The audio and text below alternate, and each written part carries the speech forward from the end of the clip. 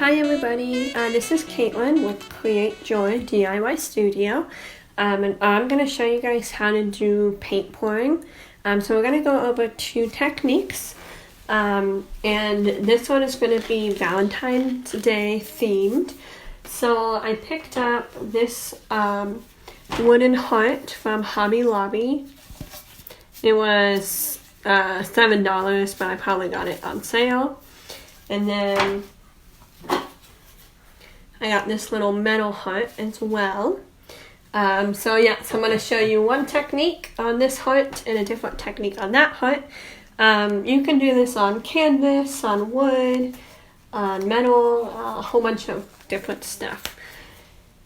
So the first thing, you want to wear gloves because this gets pretty messy. I do recommend getting latex-free gloves just because of allergies and such. This pan I got from the dollar store, like Dollar Tree. Paint pouring takes a long time to dry. So when your party is over, the projects aren't going to be fully dry yet. So you'll want to have something to send the project home in. So some people use pizza boxes. I really like just doing these aluminum casserole dishes from the dollar store. So I have little cups depending on the size that you're doing. You can have different size cups to pour the paint mixture into. You'll also want something to prop up your project on. Usually I just flip these cups upside down and sit it on that.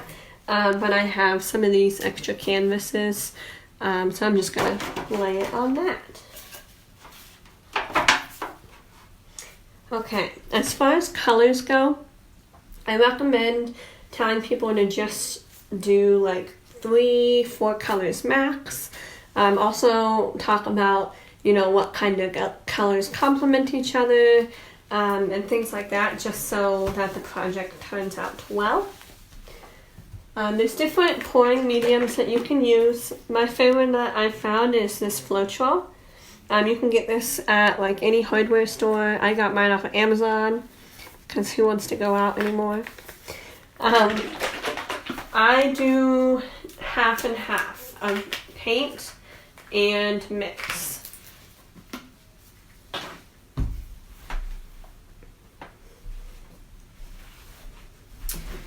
Okay, so we're going to start with the bigger one. So I'm going to pour. You can measure this. I'm definitely just kind of like an eyeball person. And that's kind of a lot. So we're going to pour this into another cup as well. It's a lot easier if you have smaller cups, but this is just what I have right now, to be honest with you.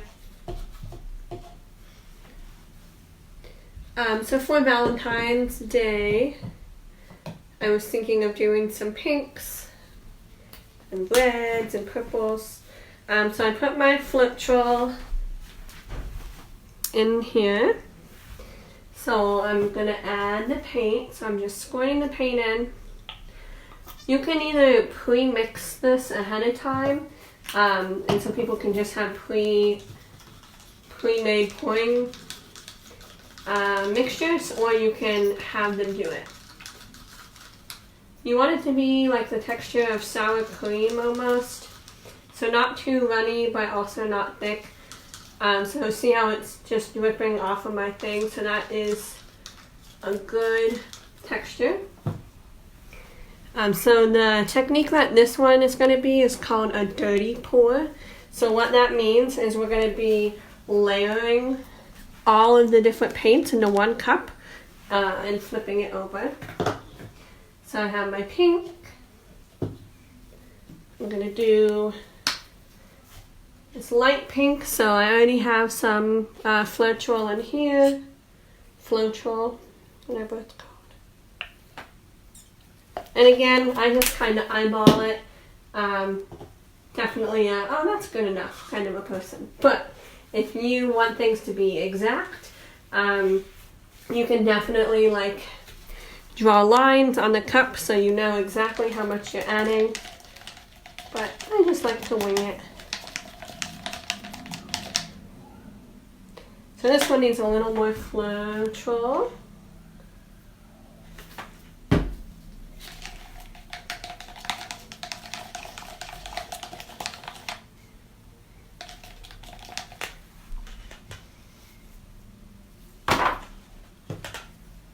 The last color I'm going to do for this one is red. And I'm going to put it in one of these cups. Again, for a party, if I was you, I would get cups that are the same sizes. Again, this is just what I have right now, so it's what we're using.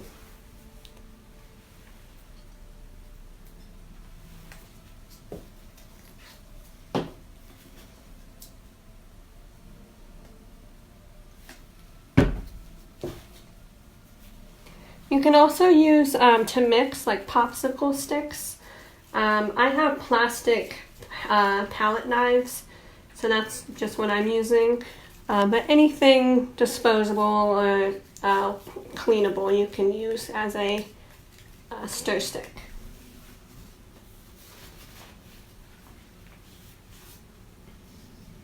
Okay, I'm actually going to do one more color for this one. I forgot I got gold.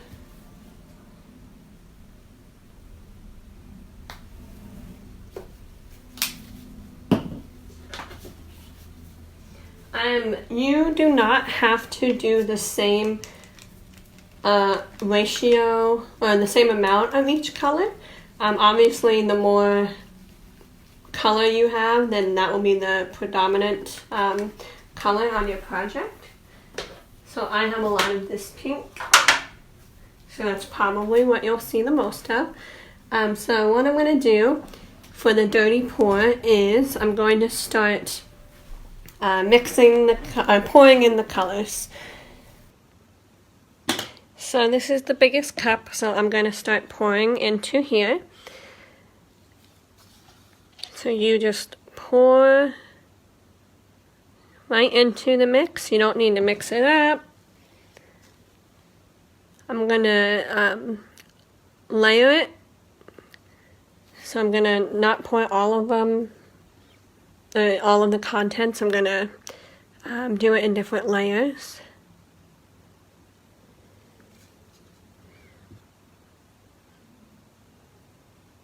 And again, this is called the dirty pour, and we're also doing flip cup, which means we're going to flip the cup over. This is probably the most popular version. This is the one that most people start with.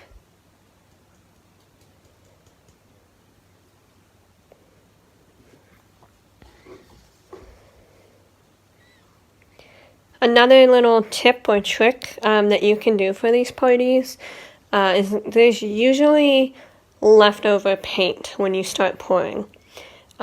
So you can bring little like pieces of jewelry or small canvases so that people can use their leftover paint.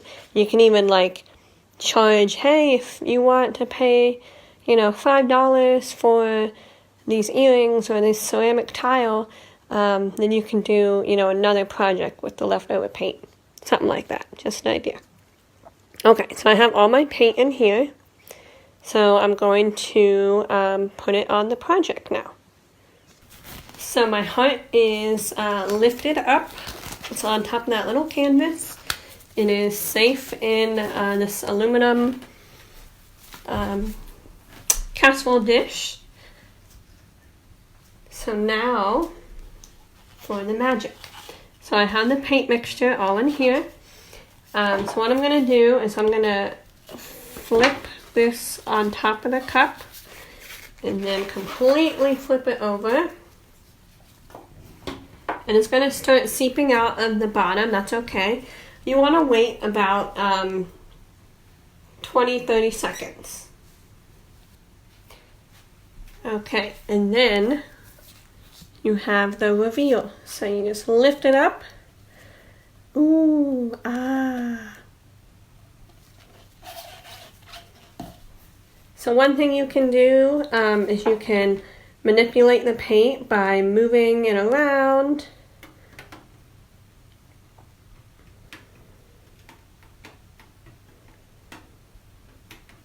You can also just kind of let it do its thing naturally.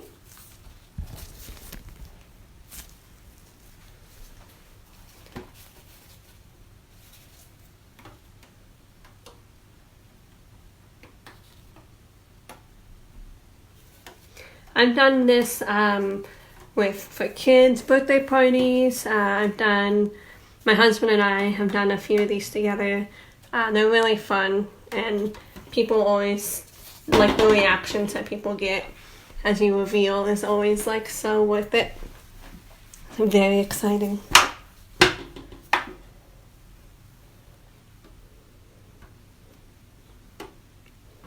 So I'm just tilting to make sure that it covers all of it. If you feel like you don't have enough, you can always pour what's left over in the cup.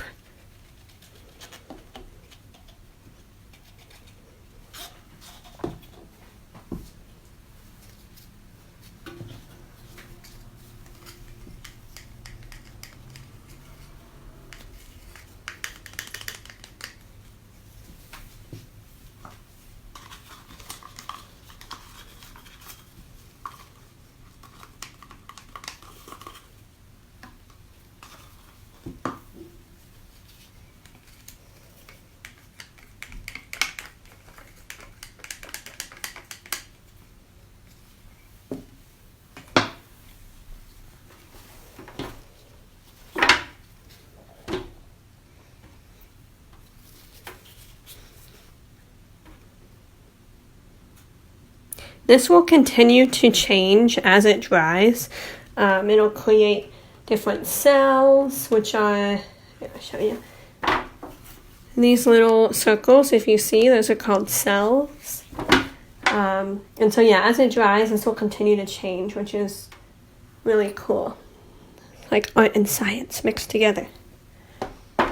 Okay, so I'm really happy with this. The whole thing is covered, including my hands. This is why gloves are very important. So again, this is going to take a long time to dry, so make sure that they have something to take this home in. It is a pretty quick process, so you can do a shorter party, or you can have multiple projects, whatever you want to do. So this again is called the dirty pour, and we did a flip cup. So the next example I'm going to show you is called a puddle pour. Alright, stay tuned. So this next paint pouring technique is called puddle pouring. And I'm doing it on this cute little metal heart that I got from Hobby Lobby as well. So it is a lot smaller than the wood one. It was only like $3 or something. So this is a good way if you want to teach two different methods. You can get a smaller item and then a bigger item to kind of keep the cost down. And again, you can do this on canvas as well. Just wanted to show a Valentine's version. So I have my paint mixture all ready. So for this, if you notice, we're not going to be pouring it all into one cup. They're all going to stay separated. And it's half paint and half of the flow medium, which is the Floetrol, which I'm using. Deco Art also makes a paint pouring product, which I also like, but it is more expensive, so that's why I'm showing this one. Okay, so for puddle pouring, what you're going to do is you're going to start with one color. So I'm doing purple, and you just want to start making little puddles.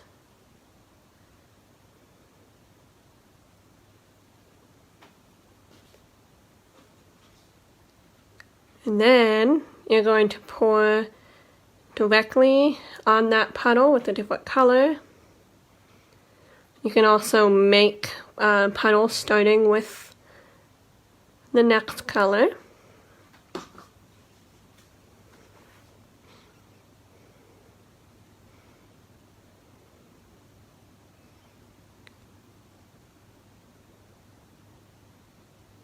There are quite a few different paint pouring techniques.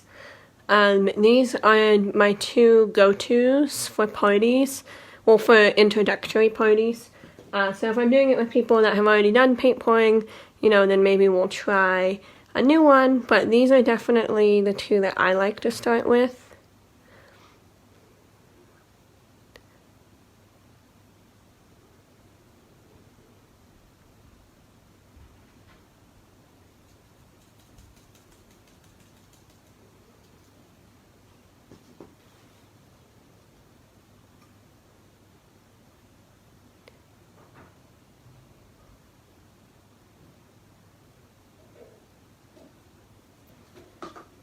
So once you feel like you have enough puddles, then you can start moving it around to make sure that you're covering the entire surface. And another product that you can use is silicone oil. So what this does is it creates more cells. So I'll add a few drops. You do not have to get this. It is, you know, an added expense. But if you want to, you know, add a little something, then that's definitely something you can do. So then I'm going to pick it up and just manipulate the pour.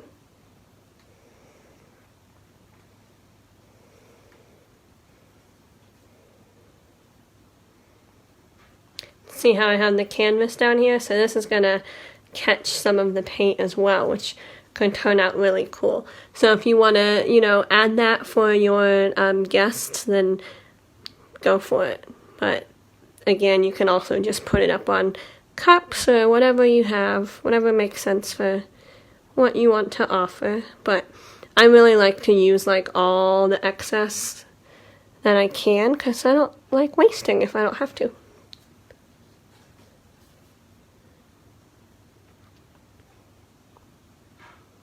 So the puddle pour, I really like because it kind of gives more of like a marbling effect. There's just this little corner left. Ooh, look at the side of that. Looks really cool. So these two hearts can be used as door hangers. You can put them to a wreath. You can add a bow. You know, whatever you want to do with them. So I'll probably use them as a door hanger myself. So I'm going to put the two next to each other. So again, this is the puddle pour and the dirty pour. I hope that helped. Thank you for watching, and I can't wait to see all of your beautiful paint pouring creations. Alright, bye guys!